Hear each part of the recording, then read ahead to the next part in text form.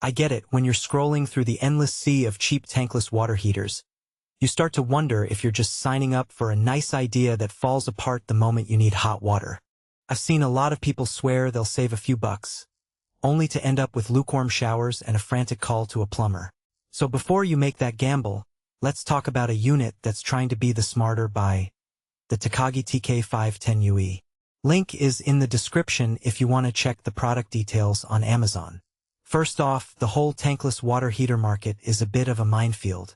The promise is simple: heat water on demand, eliminate the storage tank, cut down on standby heat loss, and lower your electric bill.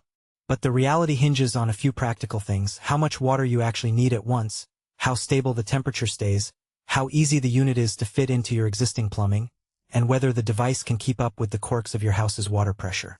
That's where the TK510UE tries to carve a niche. If you live in a modest-sized home, maybe a 2- or 3-bedroom bungalow, and you primarily need hot water for a few bathroom fixtures and a small radiant floor loop, the TK510UE is designed exactly for that light residential load. The unit is built in Japan, and while that doesn't guarantee miracles, Japanese manufacturers are known for tight tolerances and reliable electronic controls. In this model, Takagi has equipped both the inlet and outlet with thermistors that constantly monitor temperature. What that means in plain language is the heater can react quickly if the water temperature starts to drift, keeping the shower or sink from suddenly turning scalding or icy. For anyone who's ever been caught mid-shower by a surprise cold blast, that kind of real-time feedback feels like a safety net. Now, let's get into the day-to-day experience. I installed the TK510UE in a typical 800-square-foot house that uses a small radiant heating loop in the living room and a single-point electric water heater for the kitchen. The unit replaced an older 40-gallon tank that was constantly rusting and had a nasty humming noise. After wiring the unit to a dedicated 240-volt circuit, the only way to get the promised flow rates, I ran a short test with a garden hose. The water hit 120 within a couple of seconds and stayed there for as long as I kept the hose running. That instant heat is exactly what you expect from a tankless system, but the real proof came when I turned on the bathroom faucet and the kitchen sink at the same time. The temperature held steady on both, with only a half-degree dip on the second outlet. For a light unit, that consistency is impressive. Energy usage is another angle that often gets glossed over in glossy marketing copy. Because the TK510UE only fires up when water is flowing, you avoid the constant standby loss of a storage tank.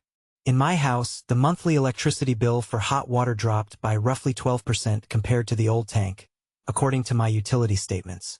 It's not a dramatic number, but over a year it adds up, especially if you're already looking to trim the budget. That said, the unit isn't a magic bullet for every scenario. The TK510UE's flow rating tops out around 2.5 GPM, gallons per minute, at a 120 rise. If you have a large family that showers simultaneously, or you run a high-flow spa jet while the dishwasher is on, you'll start to feel the limits. The water temperature will begin to dip, and you might need to turn down the flow to maintain the set temperature. So the sweet spot is a household where you rarely have more than 2 hot water draws at once. Installation is where many first-time buyers stumble. The unit's dimensions are compact, but you still need a proper venting setup and a dedicated circuit. The manual assumes a certain level of DIY competence, but I'd recommend at least a quick consult with a licensed electrician and plumber. The rough plumbing tag means the inlet and outlet connections are designed for standard inch copper or PEX, which is convenient if your home already uses those sizes.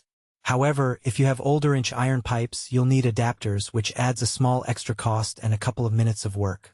Let's talk about who should actually consider buying this.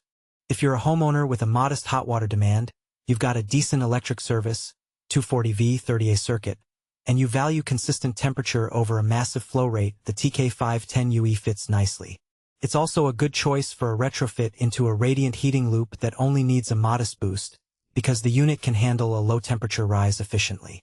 For renters or people who aren't comfortable messing with wiring, this might be a stretch. There are plug-and-play models with lower power draw that avoid the need for a dedicated circuit, but they won't deliver the same temperature stability. On the flip side, if you have a large household, a big bathtub,